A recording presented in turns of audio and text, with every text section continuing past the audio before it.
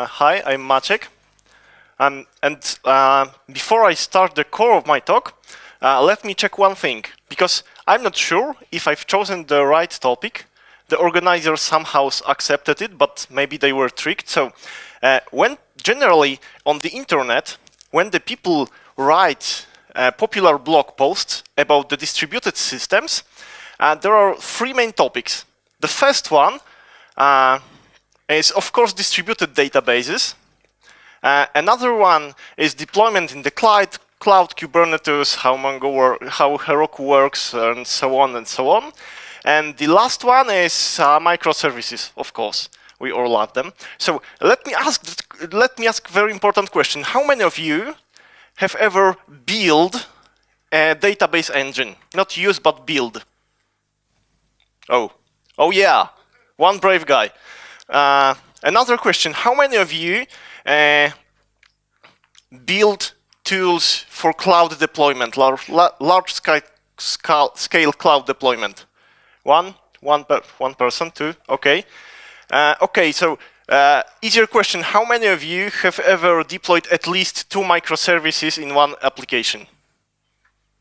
Oh, that's better. But okay, this talk is not about databases, not about the cloud, and not about microservices. So what is, technology. So what is it about?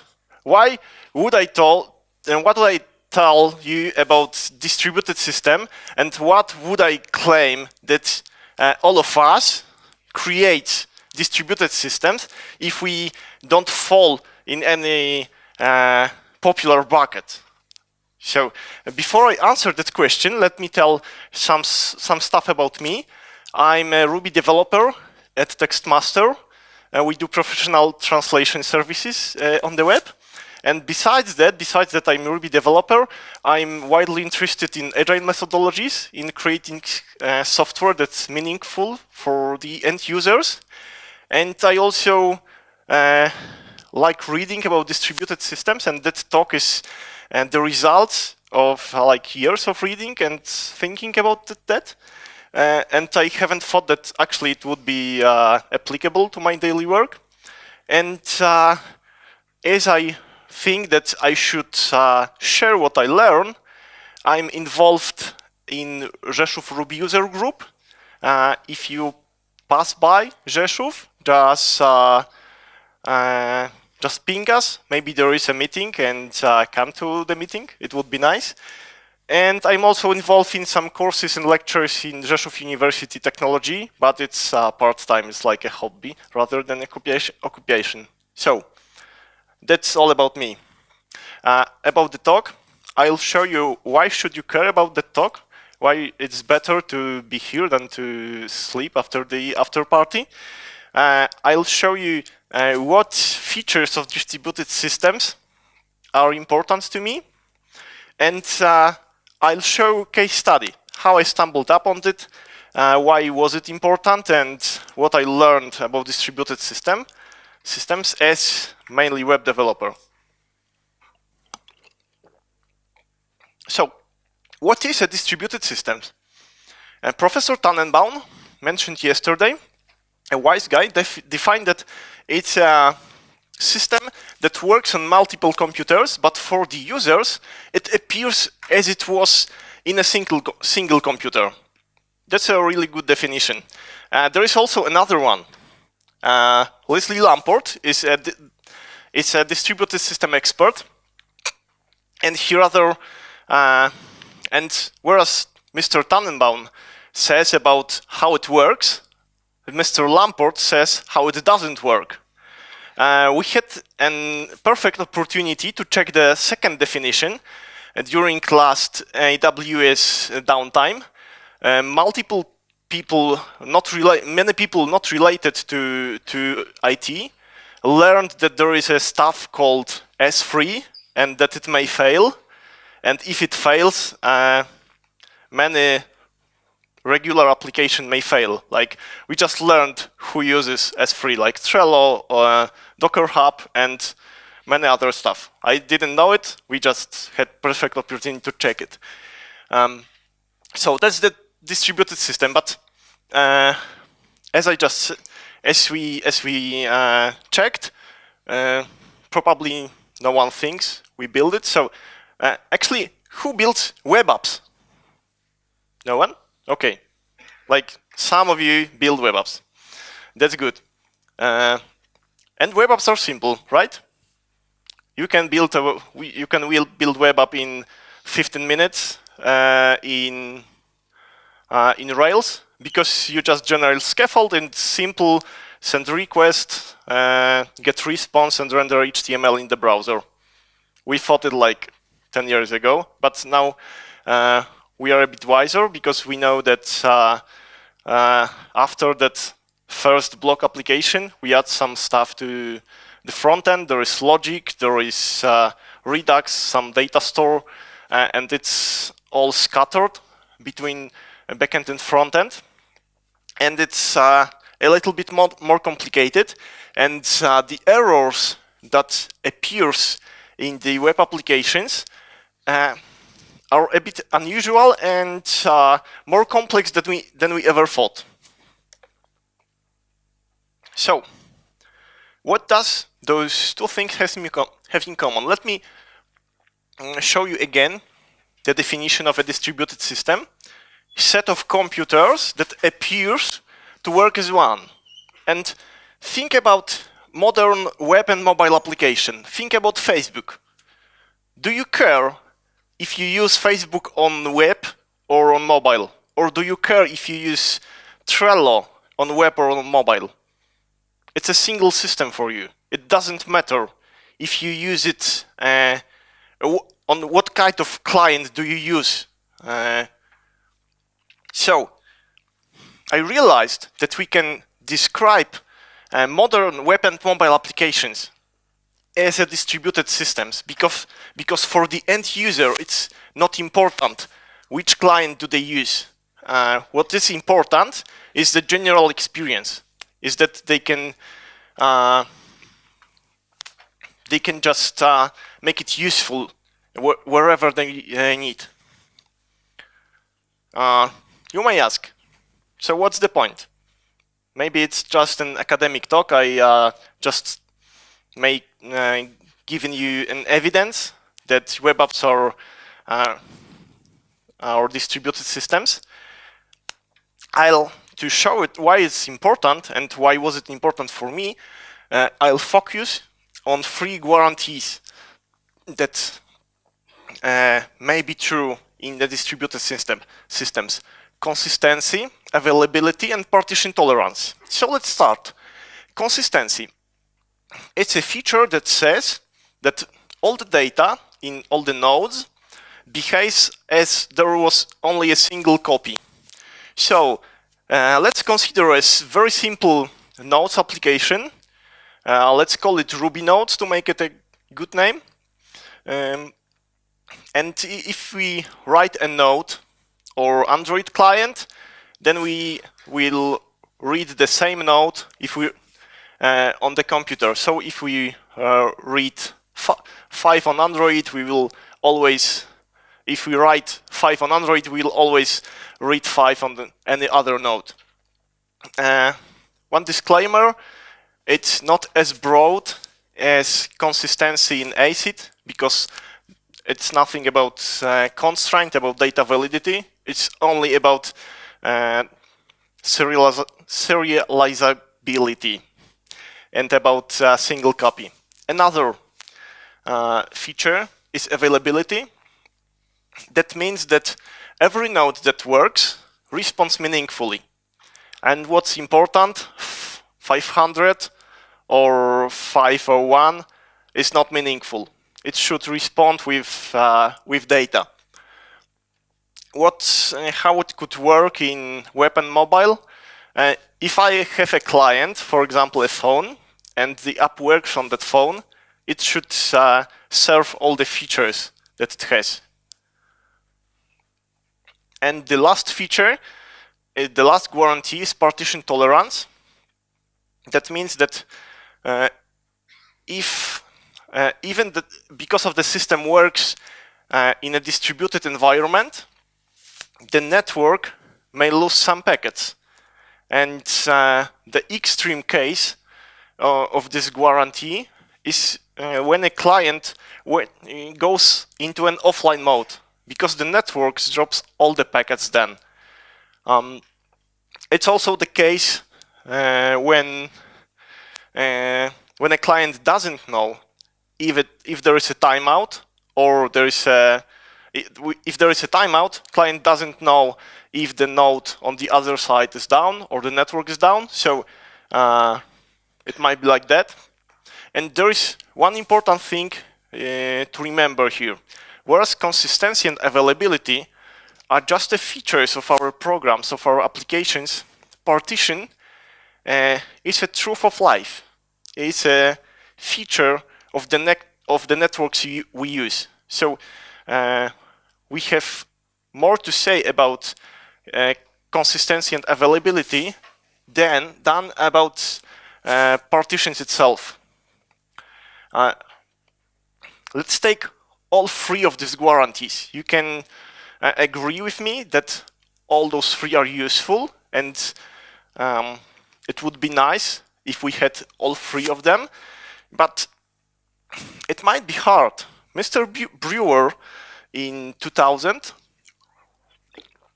proposed a conjecture that if we have a distributed systems, we cannot have all those three guarantees. Let's take a simple evidence, switch off the network on your phones, and try to write something on Facebook. There are only two choices possible. Either the client rejects your message to keep consistency, or it accepts your message to keep availability, but the system is inconsistent. If we have three features and we should choose two of them, we have three choices. Let's describe the first one: consistency and availability. That's like the perfect choice. Let's forget about partition tolerance. Let's not care about it, and let's have the both important features that we want to have. We don't handle partitions, and we try to forget that the network is unreliable. And because our networks are not reliable, this approach may work only on a single host. It's not possible to make it working in distributed environment, so it's okay as long as your mobile app has no backend, or as long as you write in browser application without any network communication. So you may employ that approach if you are a lucky man, and then it may work. To take an example, what can happen if you choose that in a distributed environment? Let's imagine that we write a node on our Ruby node application in a simple web form, and before we click save, the network is down. Do you know what happens when we click save? We see an error message in a browser, and if our browser is not the modern one, our data is lost. So it's possible that if we don't care about partitions, the partitions may just eat our data. So let's take another approach. Let's drop availability and choose consistency. So we have no offline modes, or we have limited offline modes.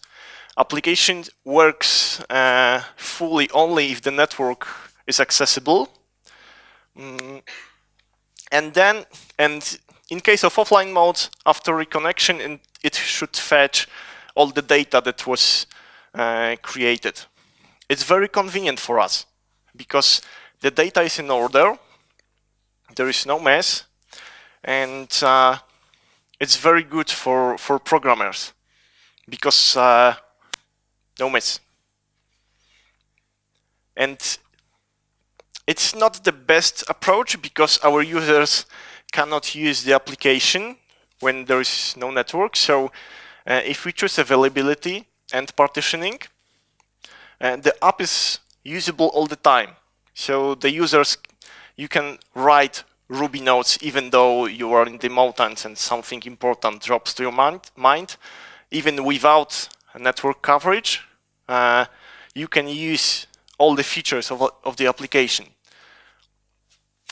What's important, when the network is back, we need to sync the data created on the both sides of partitions. And it might be hard, I will describe it later, but that might be a perfect choice for our client. Actually, it is present in many real-time domains, because if we take, for example, finance, I used to think that finance operations should be consistent and the banks should be consistent by default. But what it appears, they generally choose availability because it's profitable. Many ATM machines, back in the days when the internet wasn't as popular as now, were working offline because it was more profitable for the banks. AP lets us work all the time and makes the application profitable for all the time. So let's summarize. As we cannot choose all three, consistency, availability, and partitioning, we need to choose two of them. And as the first choice is not viable, in case of network partition, we need to choose between consistency and availability. And it appears that it's not a purely technical choice, but rather a business one, because these are our clients who should decide if they have business case to work offline, and if it's true, we just need to handle it. What I learned is that it's not a choice for the whole application, and it's not a choice that's true all the time. We can choose it, we can change it later, but let me show you a case study when I explain it. The domain is not very exciting because it's recycling. We used to work on an application for a recycling company, and there were two types of users. There were admins in the back office, and there were mobile agents called buyers that were driving through the country, visiting scrapyards, buying scrap metal and other commodities there, and getting it back to the host scrapyard. And then it was sold.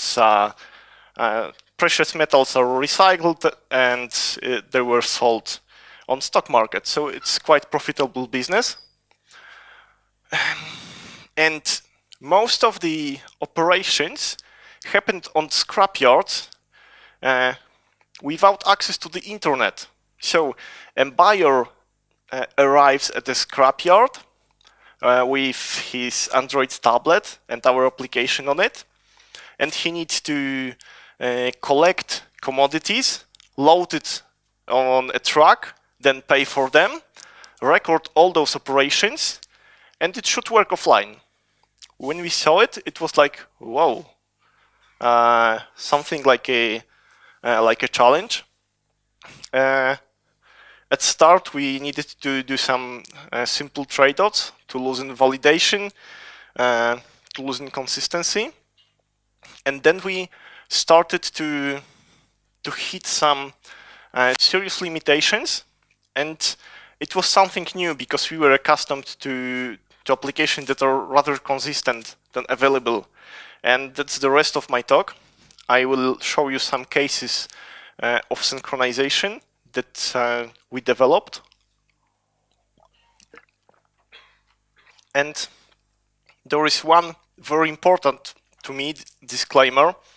When I say we, it's very broad, because I wasn't the only developer in the team, and my company wasn't the only company working on that project.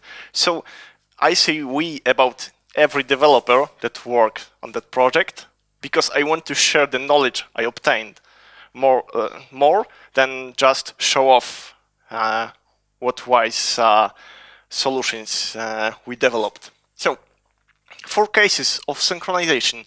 First, single one-way sync, single direction synchronization, but with big amount of data. Then bidirectional synchronization. Then we'll decorate it with concurrent edits. And the last part is retransmissions. That was our initial approach. We just fetched all the data that were needed. And before I describe the first case, let me show you the domain. Commodities were bought upon a pricing that was personalized, and that was changed every week because the stock market prices were changing. Most of those price lists were generated on Monday and were in force for the whole week.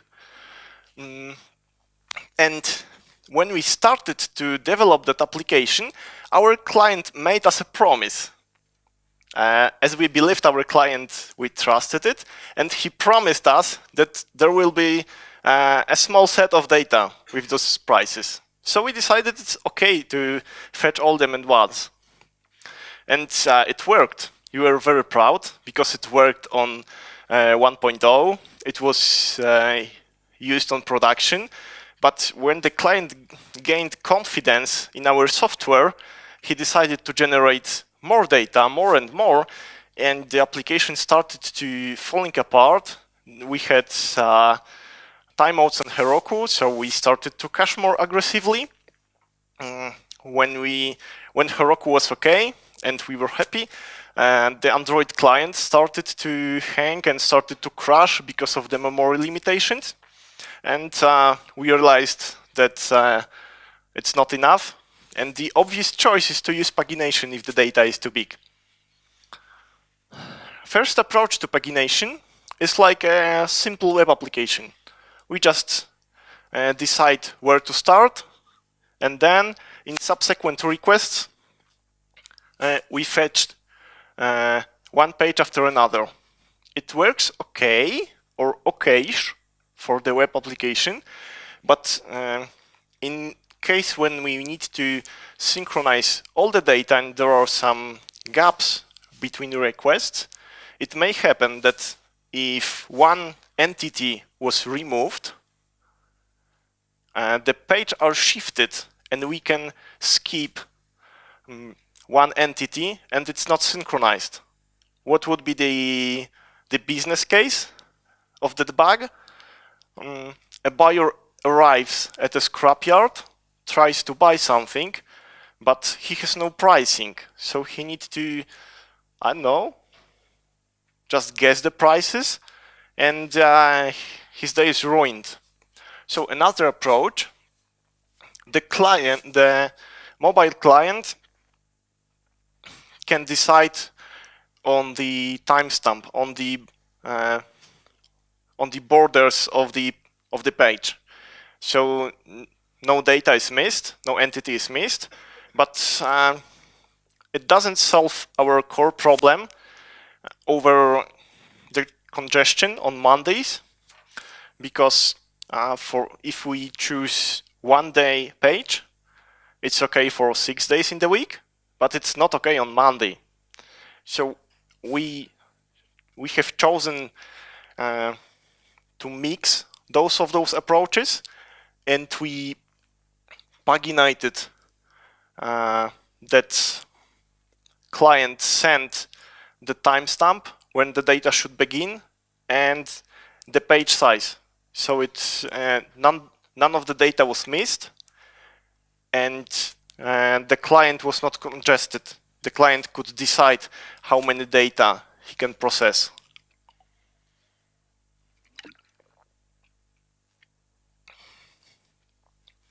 Another case, two-way synchronization. When client bought stuff, commodities, on a scrapyard and made payments for it, it should be synchronized so admins can see it. And there were some cases when this synchronization should be two-way, because if a buyer worked on one tablet, send some data to the server, then the tablet crashes, he chooses another one, goes to another scrapyard, buys more commodities, he needs all that data on a tablet, so it's a case for two-way sync. How we did it? At first, on the client, we fetched timestamp of the last synchronization.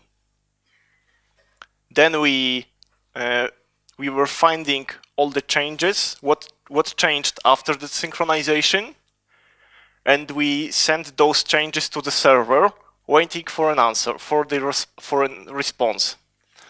The server first choosing his changes basing on the timestamp sent by the client. Then server store his the changes from the client, and send back his own.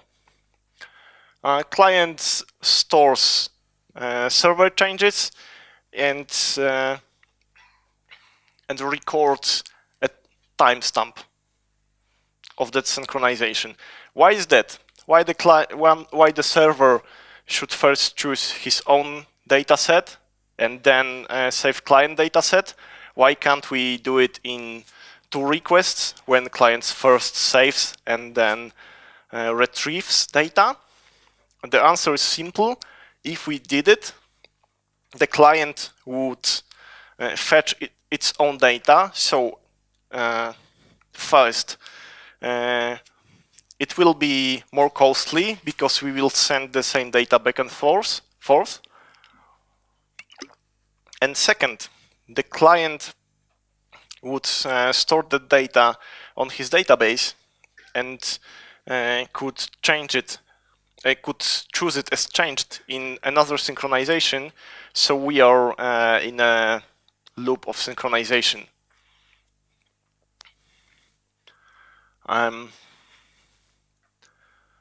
It was good. It was working. We were very proud that we have synchronization. We were joking that maybe we should start a consultancy company helping people that has problems with synchronization.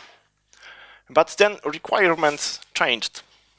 Our client asked us for a very small feature. A client on a buyer on a tablet and an admin on a web app should be able to change the status of the ticket. They should be able to cancel a ticket. Simple stuff, isn't it? So we thought it's okay. It's a simple. It's like one flag and one timestamp. We have a perfect sync, so we should just add it. It should be added automatically because it's written in a generic way. We developed it both sides and started to do integration testing, and of course it failed. It was quite a surprise for us, but we realized that we were sending the same object back and forth, so the changes were overridden on both sides, and some data was lost because of that. What we did, we decided to record status changes as separate events and synchronize those events separately, then not with the ticket data. And because of that, we were able to store all those changes properly. You may think, be aware, event sourcing is coming, isn't it?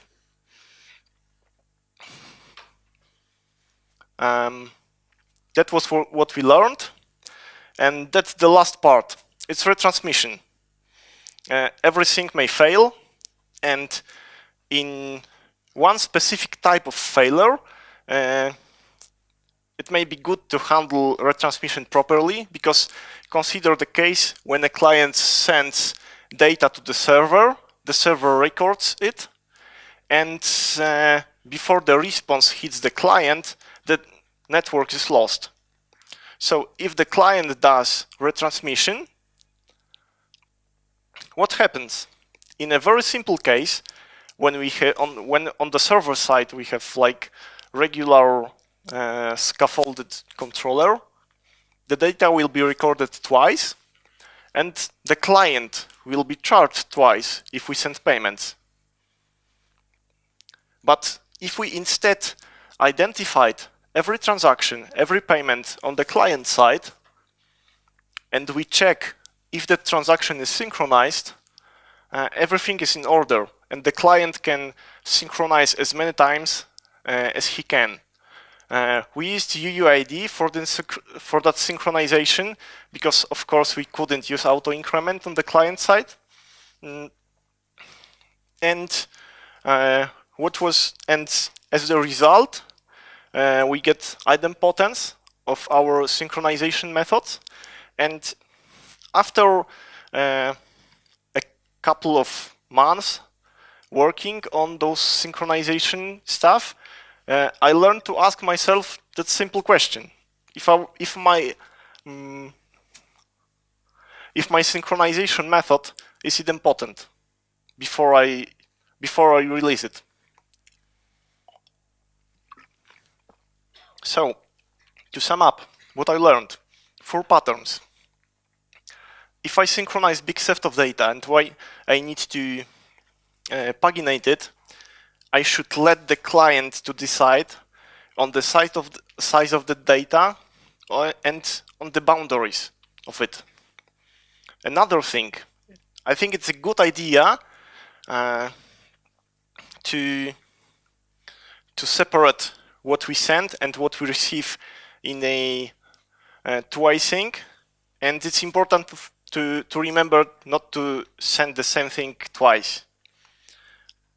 The next thing I learned, that it's easier to synchronize immutable events than mutable states, and it helps to make synchronization idempotent together with identifying those changes on the client side.